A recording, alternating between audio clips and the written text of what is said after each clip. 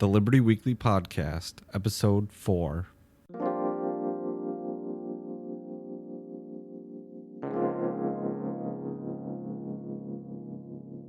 Nullification dates back to 1798, when James Madison and Thomas Jefferson drafted the Virginia and Kentucky resolutions, respectively. There we read that the states, which created the federal government in the first place, by the very logic of what they had done, must possess some kind of defense mechanism should their creation break free of the restraints they had imposed on it. Jefferson himself introduced the word nullification into the American political lexicon, by which he meant the indispensable power of a state to refuse to allow an unconstitutional federal law to be enforced within its borders. Today, political decentralization is gathering steam in all parts of the country for all sorts of reasons. The principles of '98, as these decentralist ideas came to be known, were in fact resorted to more often by northern states than by southern, and from 1798 through the second half of the 19th century were used in support of free speech and free trade, and against the fugitive slave laws, unconstitutional searches and seizures, and the prospect of military conscription, among other examples. And nullification was employed not in support of slavery, but against it.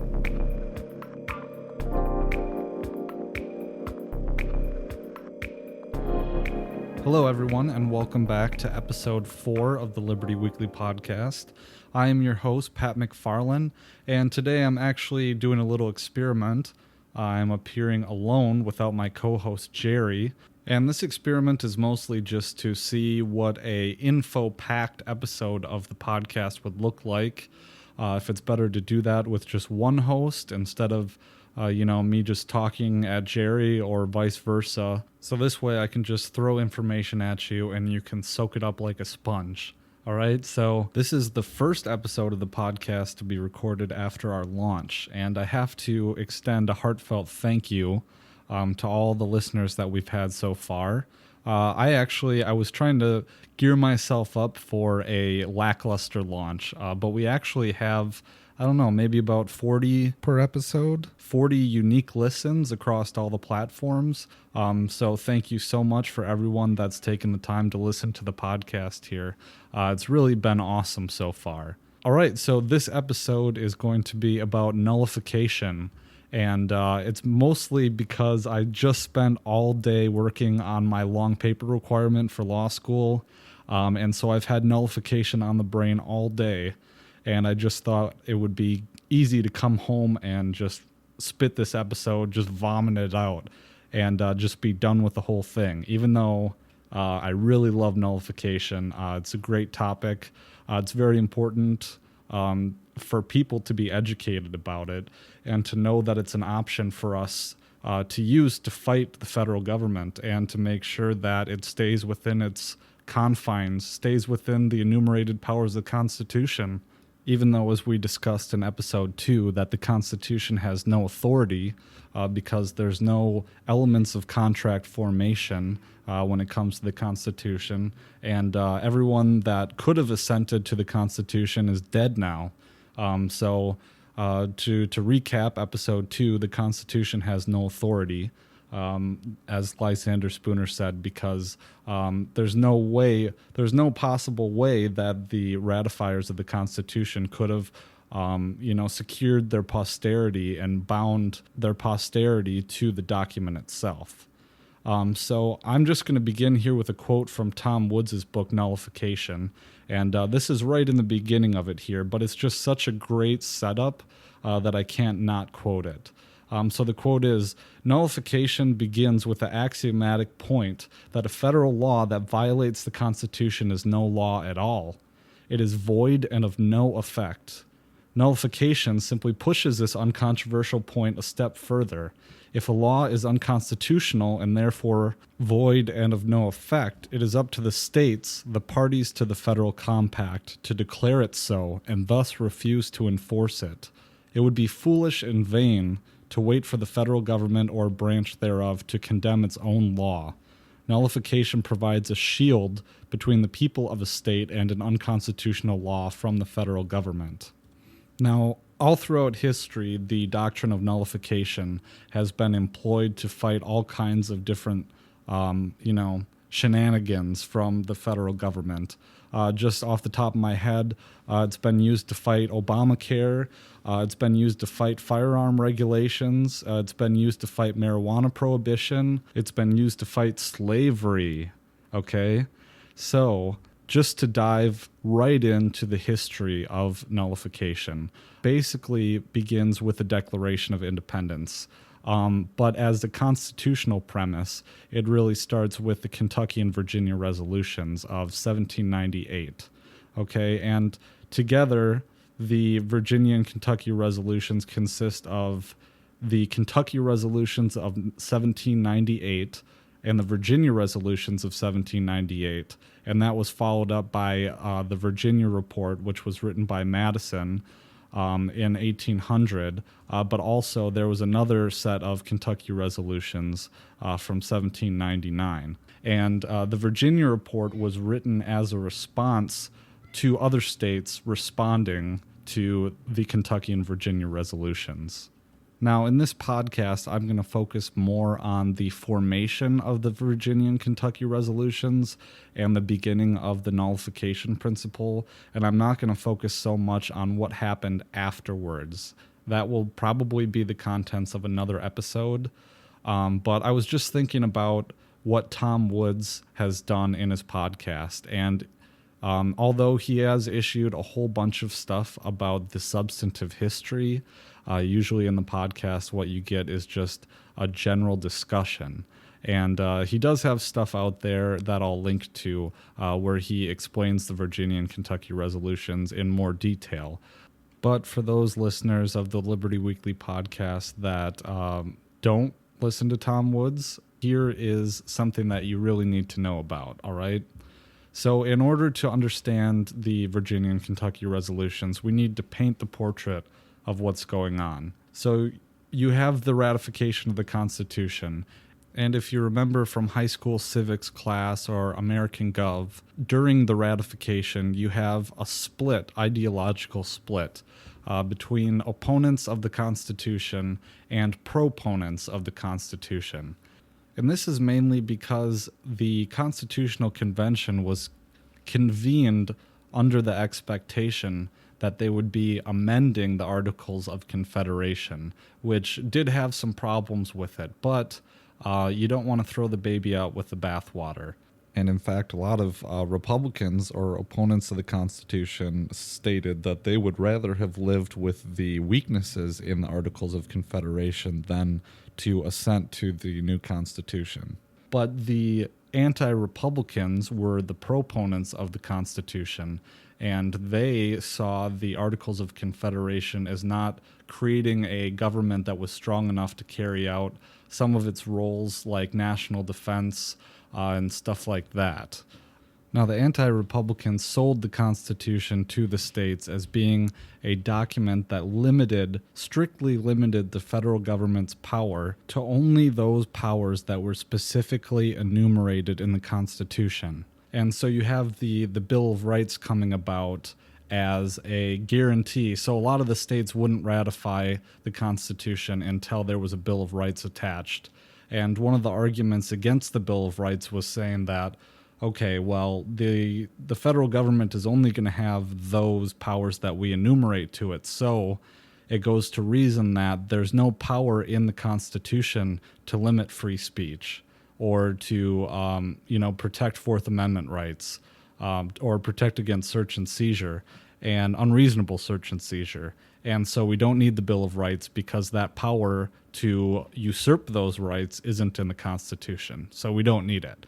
But we have it anyways because a lot of the states held on and wanted to have it in. And that's an easy issue to gloss over, but I think it's super important to really illustrate the fact that this Constitution is a limiting document. I mean, so much so that Alexander Hamilton himself a very large proponent of centralized power, was saying, well, the Constitution doesn't have the power to restrict First Amendment rights, so we don't need a Bill of Rights. And while we see the Alien and Sedition Acts coming in and getting, totally trampling all over First Amendment rights anyways, and that was pervaded by the Federalists and Alexander Hamilton. So I kind of got off topic here a little bit, but to go back to the Constitutional Convention, we have the Republicans and the anti-Republicans. And then the Constitution is ratified. And after that happens, people like Alexander Hamilton try to they try and consolidate federal power, first by proposing the first national bank. And so the First National Bank was chartered under some of these ambiguous clauses of the Constitution that a lot of the states were worried about firsthand when they were saying they didn't want to ratify the Constitution. So right away, we have Alexander Hamilton using these ambiguous clauses to push a centralized mercantilist system that was already in place in Great Britain. And people like Hamilton and John Adams revered the British system. I think there's a quote by Alexander Hamilton saying that nothing short will do in America, nothing short of the British governmental system, because it's the greatest in the world. And this grab for power really demolishes what the original kind of coalition that came together to ratify the Constitution just shattered it entirely. And it didn't just have to do with the central banking. It also had to do with political divisions over foreign policy, like what to do with France and, relations with Great Britain and stuff like that. So what you have emerging then is a new dichotomy, and that dichotomy is the Hamiltonian Federalists, who support a strong central government, and the Jeffersonian Democratic Republicans, who argue for states' rights and decentralization. And since the Constitution has just come out, both of the parties realize the importance of setting precedent, because they know that whoever gets to define what the Constitution means will ultimately shape what the country will look like going forward. And so this is where you have James Madison switching sides and breaking from the original coalition that banded together to ratify the Constitution and coming over more towards the side of the Republicans. And Madison was good friends with Thomas Jefferson.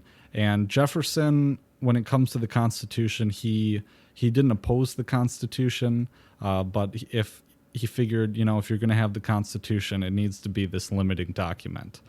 But now we really have him and James Madison going to the side of the Republicans. And so after James Madison switches sides, in a sense, it's a little more nuanced than that, but he writes this article because he has to justify or reconcile his support for the Constitution with his newfound resistance to former ally Alexander Hamilton. And in doing so, James Madison writes a series of articles, and one of them is called, it's from 1792, it's called A Candid State of Parties.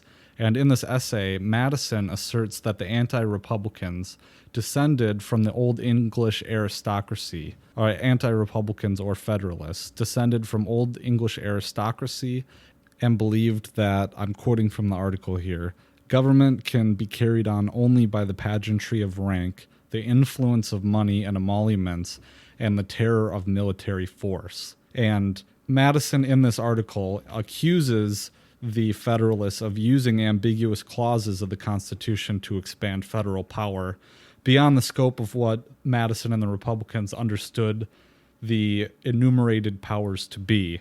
And the Federalists had gone promising all the states in the ratifying debates and through the Federalist Papers that they wouldn't be using these clauses to expand federal power.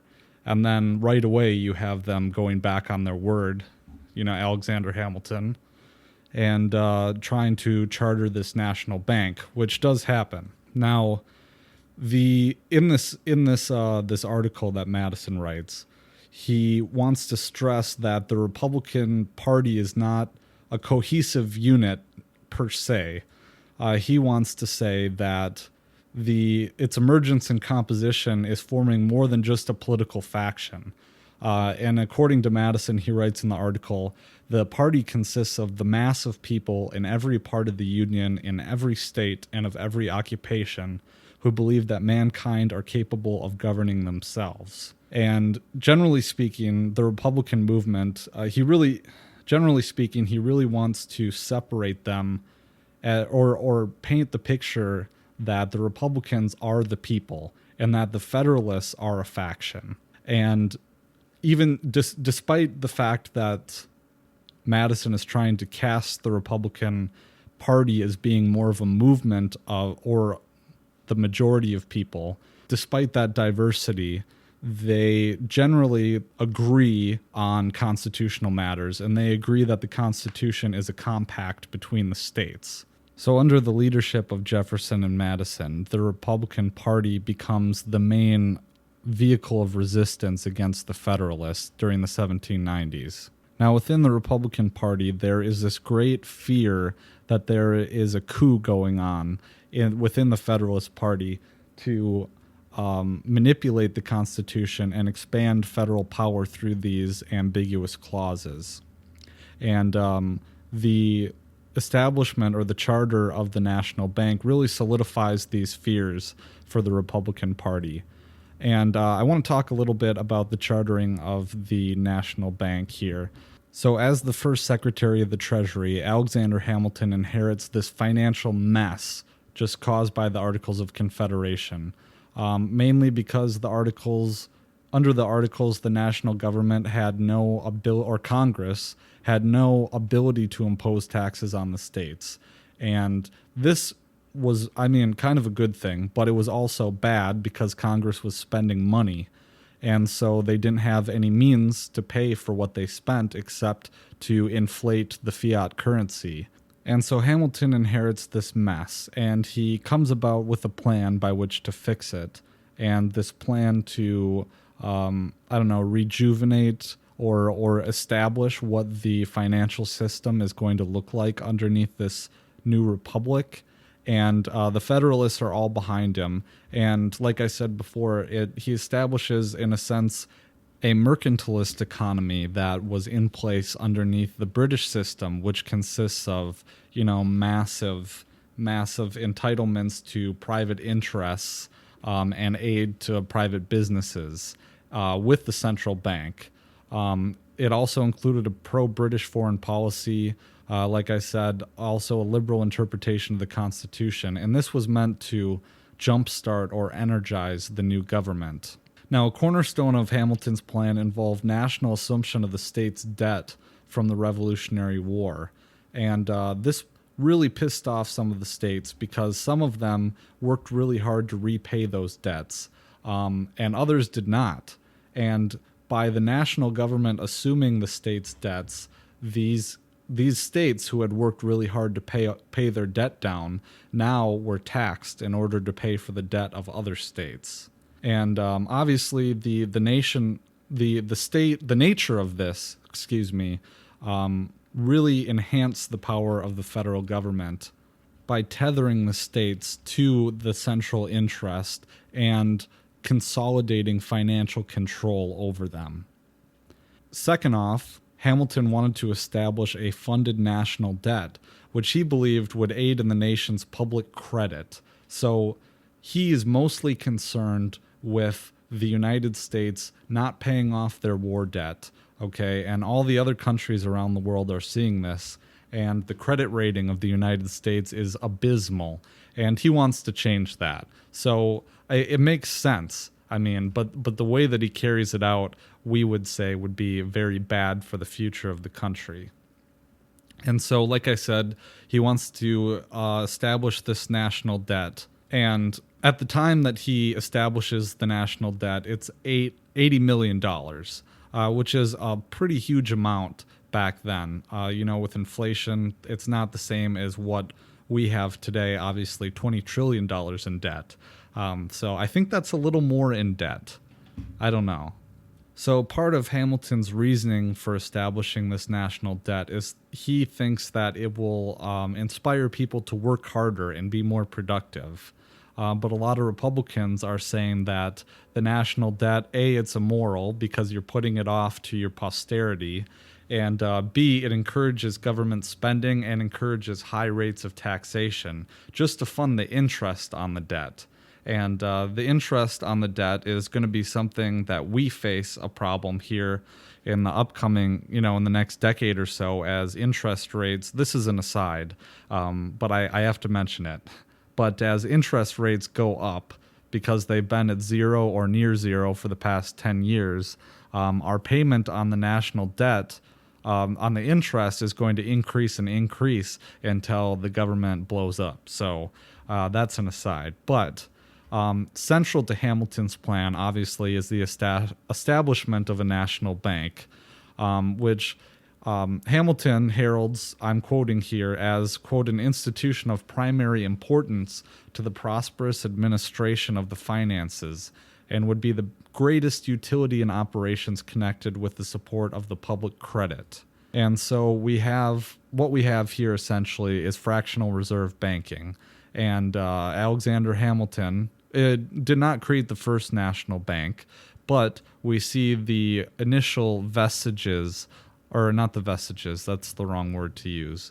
But essentially this national bank would operate the same way, fractionally loaning money to the government and creating booms and busts, the Austrian business cycle theory, which maybe we'll have, if you're not familiar with that, we could have a whole episode on it. But essentially, the Austrian business cycle theory just posits that you have the artificial manipulation of interest rates, which causes malinvestment in the economy and booms. So if interest rates are artificially low, it sends the wrong signals to businesses, and businesses can't allocate their resources properly because they're getting the wrong signal. And so with all this cheap and free money going around with lower interest rates, you have companies investing in places that they shouldn't be investing. And so once the market forces catch up with those investments and clear them all out, you have the bust. So the first part is the boom of cheap money and free credit, and the second part is the bust caused by the market correction. And essentially that's what we've been dealing with since the Federal Reserve was created in 1913 as a conspiracy between J.P. Morgan and a bunch of banking interests on Jekyll Island. But that's another aside, not for today. Okay, so going forward here, you have the creation of the national bank, which the Republicans fight on constitutional grounds, saying, there's no enumeration within the Constitution for this national bank. And so, but Washington likes Hamilton's argument and is convinced by it, and so is Congress. So they establish a national bank. And so next, after the battle for central banks, which basically splits the ratifying group, as I said before, the original group that pushed for ratification of the Constitution is now split into the original Federalists, the core of Federalists, and now you have pretty much everyone else joining the Republican Party.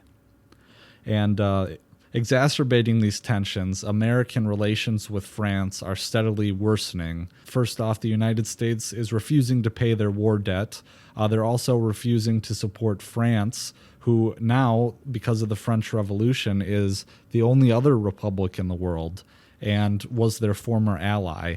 And so the United States is refusing to support them against Great Britain and their interests.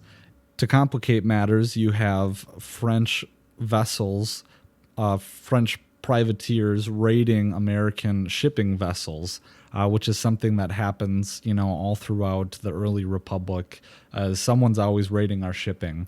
And so, but you have a general breakdown of relations between France and the United States by March of 1798.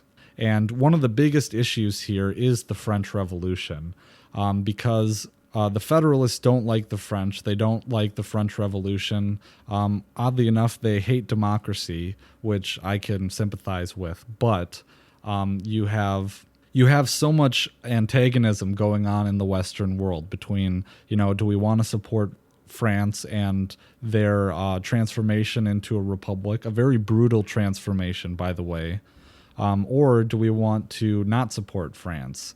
And it got so antagonistic that by the end of the 1790s, if you were an American and you went outside wearing the French cockade, which was a sign of support for the French Revolution, you would get beat up by Federalists, and they would wear their own cockade, and they would beat the crap out of you, like Antifa.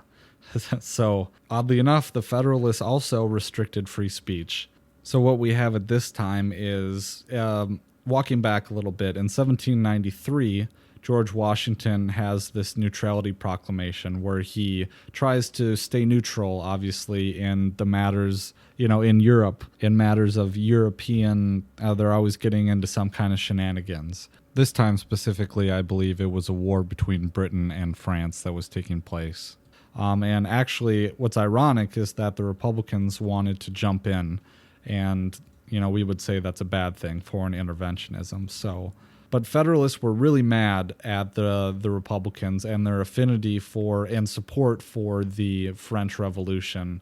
Obviously, that's a qualified support because there was the reign of terror, all the really horrible atrocities that were committed, very brutal atrocities committed during the French Revolution. Jefferson tries, and other supporters, American supporters, try and walk it back and condemn that. But tensions between the two groups are super duper high, and there's accusations on behalf of the Federalists. They're just afraid that the Republicans are French agents, French Russia. You see the modern parallel here.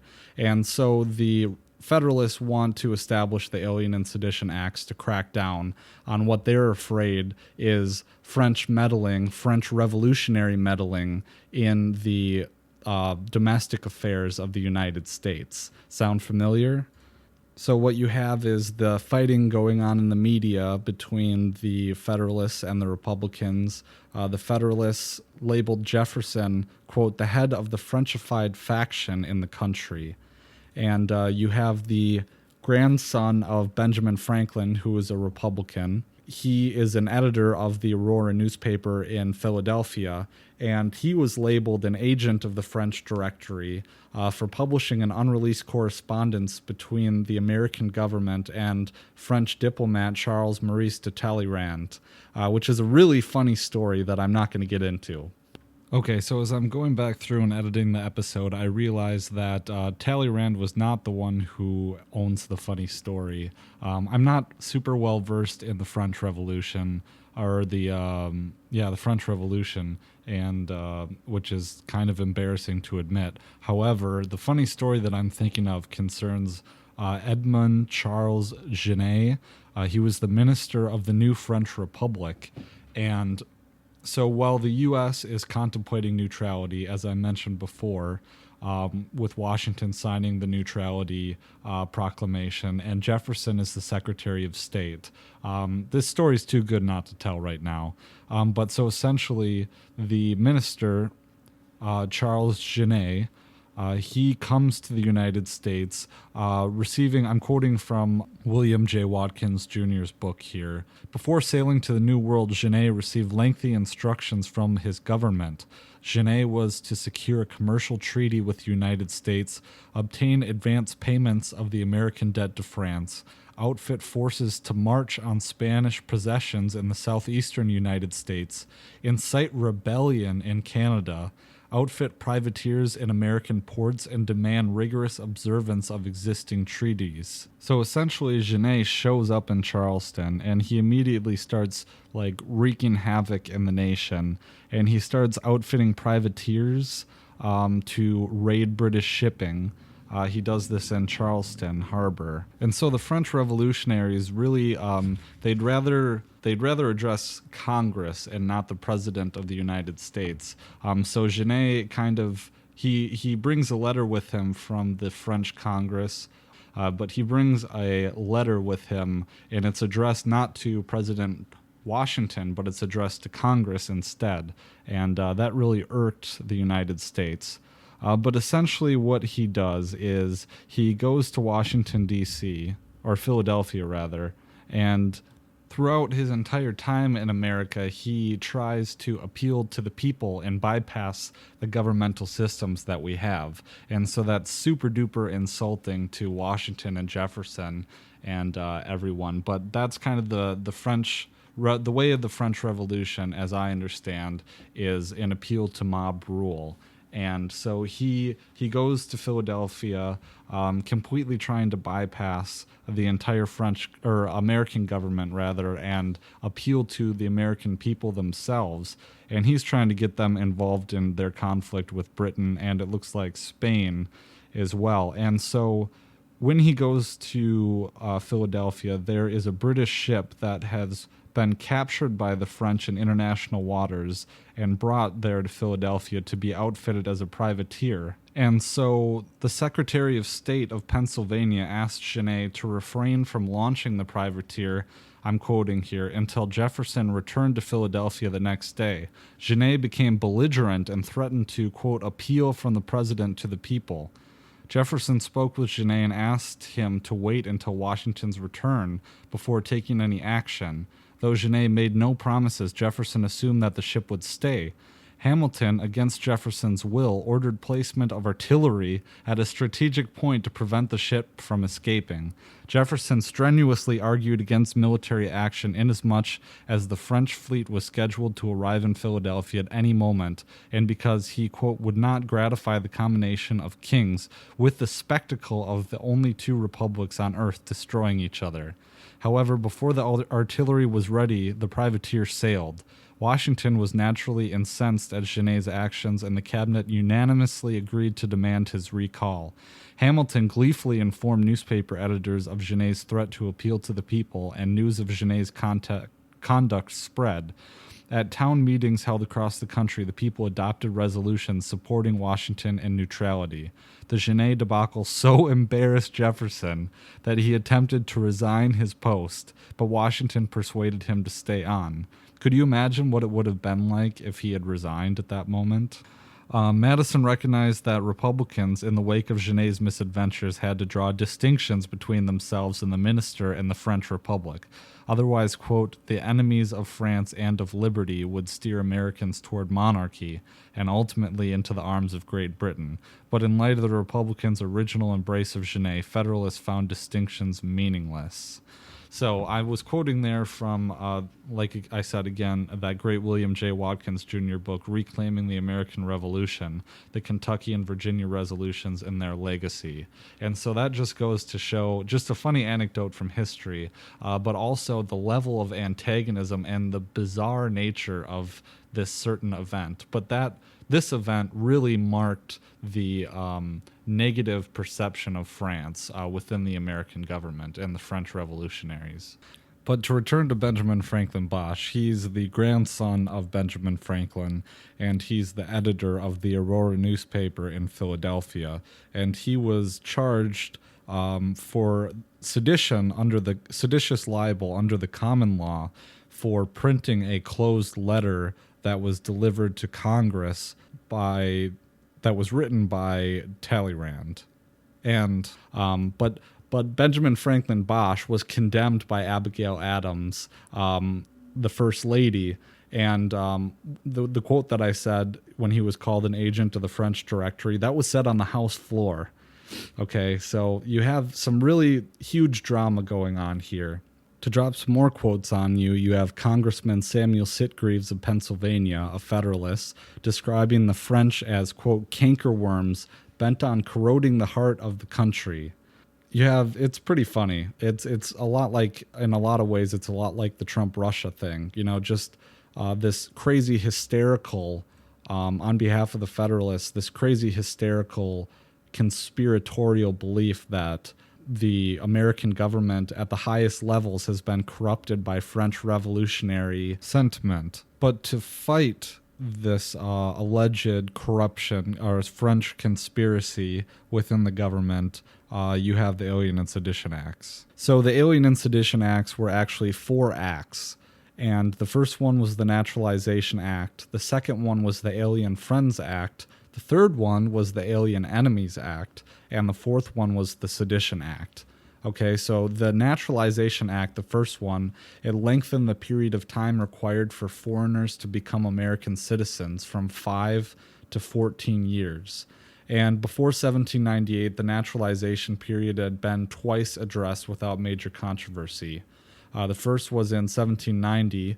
Congress mandated 2 years residency, and then there was some turmoil in Europe and an increase in immigration. So then Congress lengthened the requirement from 5 to 5 years in 1795, and that was pretty uncontroversial. But the Naturalization Act was aimed at barring foreign-born individuals from holding office in national and state governments. And so these were amendments that were proposed by Federalist representatives Harrison Gray Otis and Robert Goodloe Harper of South Carolina. And it was so obviously partisan because the effect of it would have barred key Republican statesmen from office, specifically Swiss-born Albert Gallatin, who was the Republican minority leader in the House of Representatives, and he was a key figure for the Republicans here. And eventually, those amendments were withdrawn because the Republicans really attacked those amendments, and they were taken back. But it just goes to show the intent behind the Federalists here. Now, the Naturalization Act was very dangerous to Republicans because Republicans were largely supported by they weren't largely supported, but the immigrant population made up a substantial chunk of the Republican electorate. And so by barring citizenship or increasing the period of time, it kind of choked off the Republicans' electorate and their base. And that was pretty overtly political in that sense. But those amendments that I spoke about were withdrawn, and because of constitutionality concerns, and the Federalist pressure for a change of strategy. But the Naturalization Act passed the Senate and was signed into law by Adams on June 18th, 1798, just increasing that period of time. And the Alien Acts weren't as important. They were the least controversial of the 4. But the Alien Friends Act gave the president the power to deport resident aliens who were, quote, dangerous to the peace and safety of the United States. And it was allowed to expire after 2 years. But the Alien Enemies Act, which I think is it's less controversial. It's still valid law today, actually. But it allowed the president to deport resident aliens from any country at war with the United States. And so I think that's a little less controversial depending on, what your views of executive power, but also immigration and stuff like that are. But the Sedition Act was the one that was the most overtly infamous, I suppose you could say. And it totally abridged the First Amendment. It gave the federal government powers that were not enumerated in the Constitution here. But basically, it allocated fines and imprisonment, and I'm quoting here, if any person shall write, print, utter, or publish, or shall cause or procure to be written, printed, uttered, or published, legalese, any false, scandalous, and malicious writings or writings against the government of the United States or either house of the Congress of the United States with intent to defame the said government or either house of the said Congress or the said president, or to bring them or either of them into contempt or of disrepute, or to excite against them or either or any of them the hatred of the good people of the United States, or to stir up sedition within the United States. So that's quite a mouthful there. But it's pretty broad. I mean, obviously it's going against First Amendment concerns, but it's also very broad and just frankly ridiculous. And so this was really alarming to Jefferson and Madison, and they could not believe that this was happening in their new country, and they were actually very upset about it. But the Sedition Act itself, there weren't a lot of people that were prosecuted under it. By my count, according to my sources, which all the sources I'm using, I'll link in the show notes page, or I'll cite at least. Some of them are books. But the most famous of these indictments were that of Benjamin Bosch, Matthew Leone, who was a senator from Vermont, got reelected from prison, serving the sentence that he was indicted for, or convicted of, rather. Thomas Cooper and Thompson Callender. And Benjamin Franklin Bosch actually was not prosecuted under the Sedition Act itself. They couldn't even wait for the Sedition Act to become good law to prosecute him. And he was prosecuted for what I mentioned earlier, was publishing the correspondence from Talleyrand. And that's a whole other story. But essentially you have these trials going on, and they're so overtly ridiculous and partisan that the Republicans try to use them to demonstrate to the public how ridiculous the whole thing is. And it really was. It was a charade. All these trials were the judges, especially Justice Samuel Chase, who presided over the trials of Thomas Cooper and Thompson Callender. He just had he had a vendetta against them, and it's so apparent if you read the source documents. And it's just ridiculous. But so before the passage of the Alien and Sedition Acts, Jefferson, who was then vice president, because remember, back then it was the runner-up in the presidential election who became the vice president. But Jefferson nopes out. He leaves town before the passage of the acts, knowing that they're going to be passed. He stops in Virginia and then goes to visit Madison at his home in Montpelier, to plan their opposition. And this is where the Virginia and Kentucky resolutions are plotted. And we don't have a lot to go on when it comes to the resolutions, because Jefferson and Madison are afraid they're going to get prosecuted for conspiring to fight these just inane acts. We don't have a lot of documents as to what they talked about when they were planning on drafting these resolutions. But they create the resolutions, and they are published anonymously, or they're not published, but they're submitted to the Virginia and Kentucky resolutions anonymously. And actually no one knew until I think like the 1820s that Jefferson and Madison were behind this.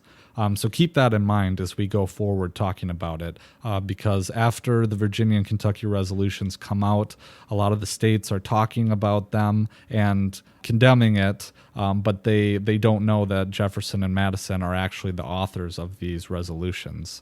And, well, they were the authors, but the resolutions were manipulated or changed, redrafted, and just minor redrafts by the legislatures before they're passed. But ultimately, Madison and Jefferson write the resolutions. And so the whole point, what essentially what the resolutions do is, first they describe the nature of the federal compact and what the Constitution is. And then they warn against centralized power, and they warn against what the Federalists are doing, and they declare the Alien and Sedition Acts unconstitutional and make arguments as to why they're unconstitutional. And finally, they suggest the proper recourse by the states pursuant to this Republican understanding of the Constitution, which is a compact between the states. And there's some really great language in the resolutions here, and I'll quote. This is from the Kentucky resolutions. Resolved that the several states composing the United States of America are not united on the principles of unlimited submission to their general government, but that by compact under the style and title of a Constitution for the United States, that to this compact each state acceded as a state and is an integral party, its co-states forming as to itself the other party. So that's some pretty intense language in the Kentucky resolutions, basically just saying that, hey, we came together as states and created the federal government, therefore we can dictate what that agreement is and what it means. Okay, and likewise in the Virginia resolutions, I'll quote here briefly, quote, that this assembly doth explicitly and peremptorily declare that it views the powers of the federal government as resulting from the compact to which the states are parties. Okay, and so that's just talking about the federal compact here. I'm going to quote again, actually, from the second Kentucky resolution of 1799, that the several states who form the Constitution, being sovereign and independent, have the unquestionable right to judge of the infraction, and that, and here's the kicker, and that a nullification by those sovereignties of all unauthorized acts done under color of that instrument is the rightful remedy. So again, you have that strong language which defines the nature of the federal compact, and that, so if the federal government tries to do something that isn't enumerated in the Constitution, the states have a right to ignore it and nullify that legislation, essentially. And so the notion of the compact theory of the Constitution, which is expounded above in the resolutions, it evokes three general questions. One, did the Constitution create a government by compact? And if so, two, who were the contracting parties? Obviously the states. And three, from where did said parties derive their sovereignty? So essentially what I'm saying is that the formation of a government by compact would have been intimately familiar to both the Federalists and the Republicans. If you want to trace it all the way back, the theory of government of a compact goes all the way back to the drafting of the Magna Carta. Okay, and the Magna Carta of 1215 was an agreement whereby the governed retained certain liberties with recourse against intransigent breaches of said liberties by the governing authority. So it's kind of the idea of, if we're going to have a government, they have certain responsibilities. And if they fail to live up to those responsibilities, then all sovereignty, as we discussed in episode 2, will divest back to the governed. And so this understanding is expounded upon by the levelers, which I discussed in episode 2. But just to recourse here a little bit back there, the levelers developed the theory of popular sovereignty, basically saying that the ultimate governing authority should remain with the people themselves. So they came about during the British Civil War, but their ideas reemerge as the colonists are reaching for some kind of legal authority by which to argue against the king, but mostly Parliament, when they're trying to declare their independence, or before that point to fight against these taxes that are being imposed against them. And I forgot to mention in episode 2, oddly enough, that the phrase taxation without representation is kind of misleading because the colonists were represented in Parliament. They were just represented at large. They were represented virtually within Parliament, and the whole thing about it was that, well, we don't have any representatives in Parliament from the colonies. So like I said in episode 2, Madison reasons that after the Declaration of Independence, as the American colonies now become their own separate entities, this sovereignty divests from Parliament in Great Britain to the colonial assemblies, the colonial lawmaking bodies, and that's where it resides until the ratifying conventions, where the framers created a system in which the people of each state would take some of their sovereignty and they would give it to the state legislatures, which in turn the state legislatures would take a little bit and give it to the national government for specific purposes. And in the Federalist Papers, Madison describes the relationship between the state and national governments as thus, I'll quote here, "The federal and state governments are in fact but different agents and trustees of the people, instituted with different powers and designed for different purposes, or designated for different purposes, rather." So as we all know, this compact theory of the Constitution has fallen out of favor in recent history. Well, not recent history. It started happening a really long time ago, actually in the early 1800s, but I digress. we all know the compact theory, the Constitution isn't popular, and a lot of people cite to the preamble, including the Supreme Court cites to the preamble to say that the Constitution did not create a compact, but it was a contract, and that the people themselves directly created the Constitution. But that's and to cite this, it's not true. But to cite this, they point to the preamble and say, because the preamble says, "We, the people of the United States, do ordain and establish this Constitution for the United States." Actually, the original draft said, "We, the people of the states of New Hampshire, Massachusetts, Rhode Island, etc., do ordain, declare, and establish the following Constitution." But the preamble was changed at the last second without any real debate, which kind of evidences that they didn't think it would change the meaning of the Constitution. But it was changed by a styling committee when it was realized that not every state would ratify the Constitution. They did end up ratifying all of them, but there were some fears that maybe some of them would not. And maybe that would have been better for us if they had not. What certainly would have been interesting. So like I said, the text was changed and presented to the Philadelphia Convention at large on 12th of September, 1787.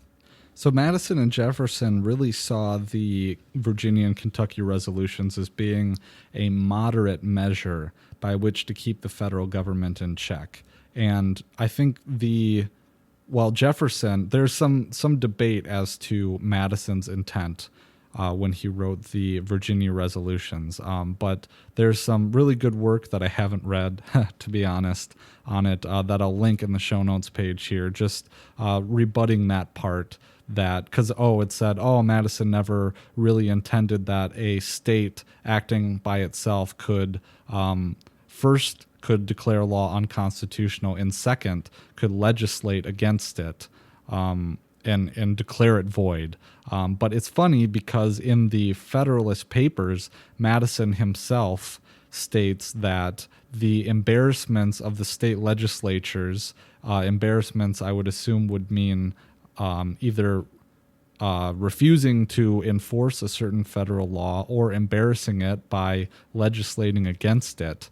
You would think that Madison writing that in the Federalist Papers would mean what he said by embarrassments of the state legislatures. Oddly enough, he also thought that the state governors should be condemning unconstitutional acts as well. So in episode 2, I was talking about the misuse of judicial review as being the main mechanism that has corrupted the Constitution.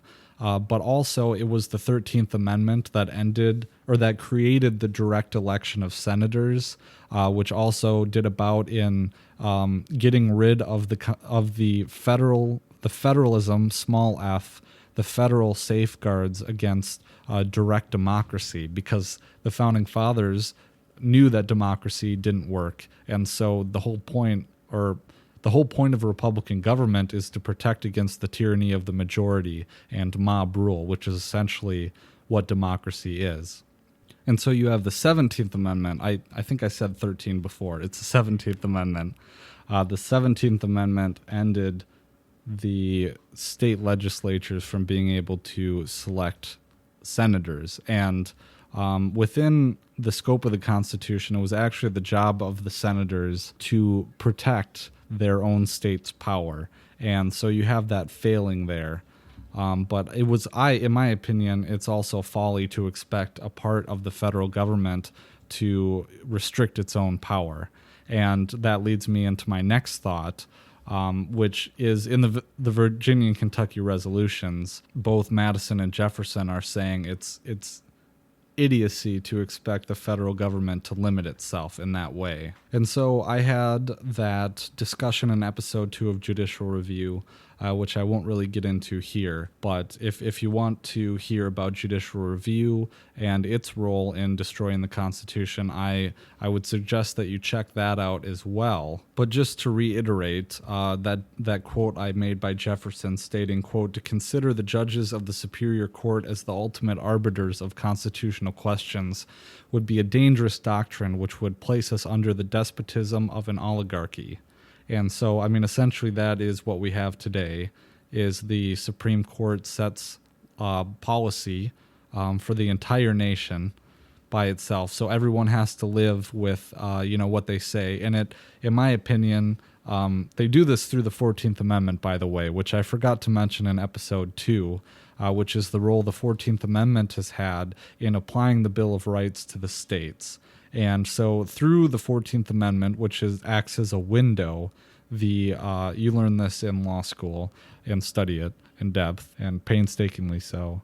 But so through the window of the 14th Amendment, the Supreme Court has applied the Bill of Rights to the states, and in equal protection cases and all that crap, they have decided to they've decided to essentially set public policy in terms of social issues. So that's where you get, the abortion issue, and that's where you get the bathroom issue, the transgender bathroom issue.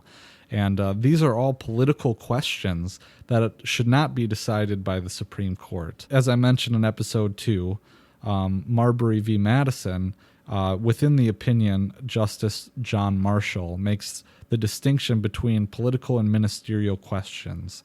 And political questions are not for the judiciary. And the whole point is that if it's a close call, if it could go either way, in terms of if a law is constitutional or not, it is not for the Supreme Court to decide. It is for the legislature to decide. But of course, all of this operates under the presupposition that you believe in government at all, which I don't, obviously. So as we've discussed before on this podcast. But to end on that thought about judicial review, while I'm here, I added a segment so everything that I've been saying is from this paper that I've been working on, and I've read certain parts from it, but all the quotes are from the paper, and I believe every quote that I read was either from Tom Woods' Nullification, or it was from original source documents, or it was from William J. Watkins' awesome book. I can't say awesome enough, because it is one of the best books that I've read on the Constitution, and it's called Reclaiming the American Revolution, the Virginia and Kentucky Resolutions and Their Legacy. And don't just take my word for it. I mean, go out and buy that book. If you want to, I'll link my Amazon affiliate link in the show notes page, so you can show me a little love. And if you click on that link, any of your Amazon, so even if you click on the link and you don't buy the William J. Watkins book, which is the best book I've read on the Constitution and the Virginia and Kentucky Resolutions. So if you click on the link and you don't end up buying the book, but you do end up buying something else, I'll get a small commission to my PayPal account. So you can help me out, help support the show by doing that, and at no cost to you. So there's that. But before I let you go, I wanted to say a little bit about slavery, obviously, because anyone who's not us, who talks about, basically anyone who's not us and doesn't know what they're talking about, will say that the nullification doctrine has, quote, a shameful history, and they're just zombies. They'll say slavery, they just repeat the same tired old argument, and it's not true. So just briefly to go through, and I'll elaborate this in further detail probably in a upcoming episode, but after the Virginia and Kentucky resolutions come out, you have every single state responding negatively to them, essentially. Some of them actually come out of their way to condemn the acts. The worst, at the least, they don't say anything at all. But the thing about it is that all the states that condemned the Virginia and Kentucky resolutions, they end up using them, not 10 years later, ironically, to fight Thomas Jefferson and James Madison's policies as president. So that's a funny anecdote there. So you have the New England states using nullification to fight Mr. Madison's war, which is the War of 1812. They do it to fight some draft stuff. Also, the New England states, which are Federalists, by the way, the ones that condemned the Virginia and Kentucky resolutions. But you also have the New England states that are using nullification to fight against Thomas Jefferson's tariff that he imposes on the country. And as I said in episode 2, Thomas Jefferson becomes president, and there's raiding going on. Like I said, there's always raiding going on in the early republic, but as Thomas Jefferson becomes president, the British are raiding New England fleets, merchant vessels, and Jefferson thinks it's a good idea to impose a tariff or an embargo that will prevent merchant vessels from trading at all. And it was really stupid. It was just a blunder, and everyone hated it, and it crippled the economy, predictably so. And they were states nullifying against it, but essentially before he leaves office, Jefferson gets rid of it. But after the War of 1812 and the Hartford Convention, which was one of the first secession movements, or there was talk of secession amongst the New England states, but once you have that going on, then it kind of turns, the nullification principle kind of returns to the southern states, which is where I guess it's maybe most well known currently. Essentially, you have southern states using the principle of nullification to fight against the tariff of abominations, which is a tariff imposed on the southern states that crippled South Carolina's ability to manufacture and compete. And so you have John C. Calhoun using it.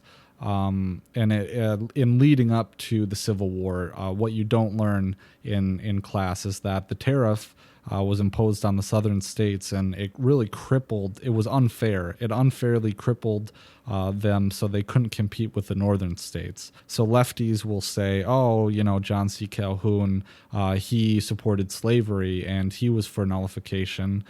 So obviously, we can't listen to anything he says because he had slaves. So that or he supported slavery. And so that just taints everything he has to say. And therefore, your argument is invalid. And so that's a logical fallacy. But as an aside about John C. Calhoun, in Minnesota here, there's a lake called Lake Calhoun, and it's a very famous spot where people go. There's a lot of good food around there. It's near Uptown, and it's where all the trendies are, the hipsters. But they want to change the name, or they did change the name of the lake from Lake Calhoun to its traditional Native American name or some crap like that. And I say crap because what they're doing is they're whitewashing history. They're just like the Southern monuments that they're removing. They're being Orwellian, and they need to paint history in the way they need to shape it to fit their agenda. But so going forward, you have northern states using nullification to fight fugitive slave laws. And I think the most famous case is Wisconsin, which is my home state. I'm not native to the Twin Cities, thank God.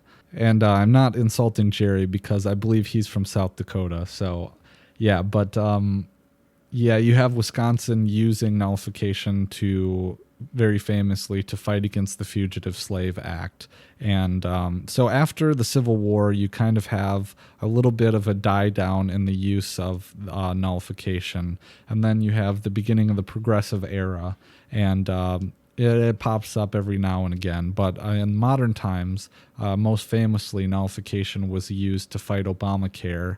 It's also been used recently to fight firearm regulations.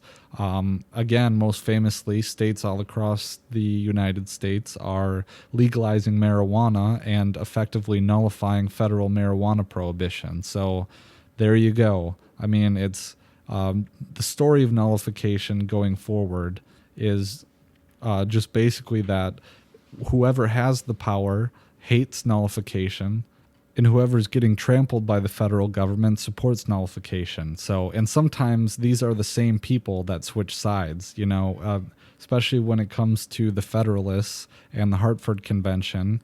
And I mean, those are probably some of the same exact people participating there. So, but, obviously, like I said before, nullification, according to Thomas Jefferson, was the moderate solution, and it served to support the union between the states because it was making the federal government accountable and holding it accountable.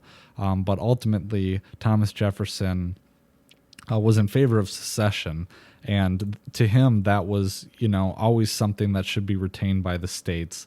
I mean, in the very spirit of the Declaration of Independence, and that's what nullification is really just continuing the spirit of the Declaration of Independence and saying, we always have the right to say, screw you, I'm going home. And so that's what we should do. We need to use nullification to limit the federal government, to get rid of the Fed, to get rid of, and that's what some states are doing. I actually forgot to mention, they are nullifying legal tender laws and declaring gold and silver. Most famously, Arizona has declared that gold and silver is legal money now, and so it's not subject to tax, and that's pretty awesome. So I hope that this presentation, and this was, like I said, it's kind of a trial to see how well these more info-packed episodes will go, as opposed to having more of a conversational, informal style. So I guess it'll really depend on, what the reaction is, or if you want to give me feedback. We require feedback from you guys just to know how things are going, how we can improve. If you want to do that, my email address is patrick.macfarlane@libertyweekly.net. As always, you can find the show notes page. Usually it's within the player, but if you go to libertyweekly.net/4 is where the show notes will be here for this episode. And as always, if you're listening on iTunes or any platform, please, I cannot implore you enough, please give us a rating. Please review us on these platforms, because that's how we get more attention and how we can grow the audience and get more exposure through these platforms like iTunes, Stitcher. We're on Google Play Music, YouTube. We're waiting on Bitchute yet, which is a great peer-to-peer YouTube alternative. I'll link to that in the show notes page as well for you to check out, because it's super duper cool. I really hope it comes to supplant YouTube. But like I said before, subscribe, rate, review us. We'd really appreciate that. Also, the best way to keep up to date with us, as always, is to join our email list. And we're still running that promotion. If you sign up for our email list, you'll be entered into a drawing to win either an Amazon or a Steam gift card. The amount is $20. Right now, that is open until next Sunday. But I'm waiting on a mention from Tom Woods, shout out on his show. And depending on when that comes out, I might change when the contest will be ending, when I'm going to cut off the entry point for the contest, just as to try and capture the bump that we get from mention on his show. So, well, I hope that you enjoyed my presentation on the Virginia and Kentucky resolutions. I could talk about this for hours and hours. We just broached 1 hour, and I have so much more that I could say. Oh, and I also forgot to mention that the best place to keep up to date with nullification activity is the 10th Amendment Center, and they are doing really great work. And so you really should check them out and donate, get involved, whatever. They're doing great work. I'll link to it in the show notes page. But once again, thank you so much, and I hope that you'll join us for episode 5, which should be coming out this weekend. Stay tuned.